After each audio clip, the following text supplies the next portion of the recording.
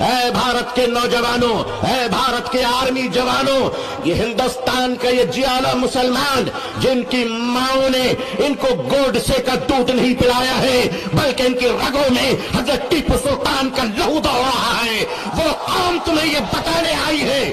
وہ قوم تمہیں یہ بتانے آئی ہے، یہ نوجوان تمہیں یہ بتانے آیا ہے کہ چائنا کے بارڈر سے لے کر اگر پاکستان کی سرحد تک، اے بھارت، اگر تجھ پر کوئی خطرہ آیا تو اے جوانوں ہمیں آواز دینا، خدا کی قسم ہم اپنے جوانوں کو، نوجوانوں کو، مسلمانوں کو کفن پہنا کر سرحدوں پہ پہنچا دیں گے۔ اللہ اکبر، اللہ اکبر، اللہ اکبر۔ آداب دوستو، مسلم پرسنل لا بورڈ کے اجلاس میں مسلمانوں کو کفن پہنا کر پاکستان اور چین سے لڑنے کی ترغیب۔ مشہور صحافی سمیع اللہ خان صاحب کا تبصرہ۔ مسلم پرسنل لا بورڈ کے اجلاس میں یہ تقریر بتاتی ہے کہ ڈر اور تحفظات کا کیا عالم ہے اور بورڈ کے مقررین کی علمی و نظریاتی سطح اب کیا رہ گئی ہے۔ یہ تقریر بتاتی ہے کہ علم و نظریہ اور شریعت کے ماہرین کا باوقار گہوارہ اب مقررین کے کیسے رحم و کرم پر ہے۔ یہ بورڈ کے کوئی مقرر ہیں جو چیخ چیخ کر اپنی وفاداری اور دیش بھکتی ثابت کرنے کی کوشش کر رہے ہیں۔ ان کی بھارت راشٹر سے محبت نے ایسا جوش مارا کہ انہوں نے قسم اٹھا کر بھارتی ملٹری کو مخاطب کر کے کہا کہ خدا کی قسم جب کبھی چائنا اور پاکستان کے بارڈر پر ضرورت پڑے گی ہم اپنے مسلم بچوں کو کفن پہنا کر چائنا اور پاکستان کی سرحدوں پر بھیج دیں گے۔ حضرت مقرر صاحب اتنے جوش میں تھے کہ کفن پہنا کر بیچارے عام مسلمانوں کو اب دیش بھکتی کے لیے بھی قربان کرنا چاہتے ہیں۔ جو کچھ عام مسلمانوں سے اب تک قربانیاں لیتے رہے ہیں وہ کافی نہیں کہ دیش بھکتی کا ایسا عنصر بورڈ کے اجلاس کے ذریعے عام مسلمانوں میں بھی انڈیل رہے ہیں۔ ملک کی سالمیت کے تحفظ کے لیے ہم ہمیشہ تیار ہیں اور اس ملک کی خیر خواہی کا ہر جائز کام ہم کریں گے انشاءاللہ، اس میں کوئی شک و شبہ نہیں۔ ہم چاہتے ہیں کہ ہمارا ملک مضبوط ہو، ترقی کرے اور ملک میں خوشحالی آئے، لیکن اس بات کو ثابت کرنے کے لیے ایسے دعوے کرنا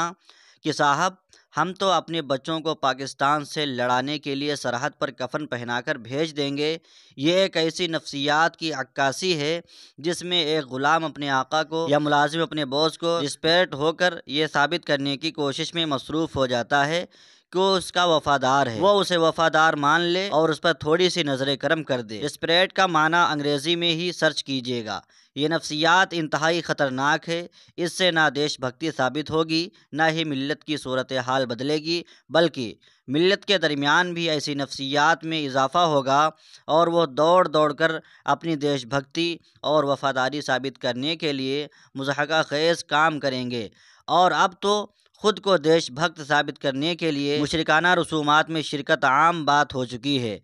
نمبر 2، 1947 میں بھارت آزاد ہوا، تب سے یہاں تک برہمن ہندوؤں نے مسلمانوں کو ملک سے وفاداری پر سوالیہ نشان لگا رکھا ہے، جس میں اب اتنی شدت آ چکی ہے کہ ہندوؤں کے خیمے میں مسلمانوں کو غدار سمجھا جاتا ہے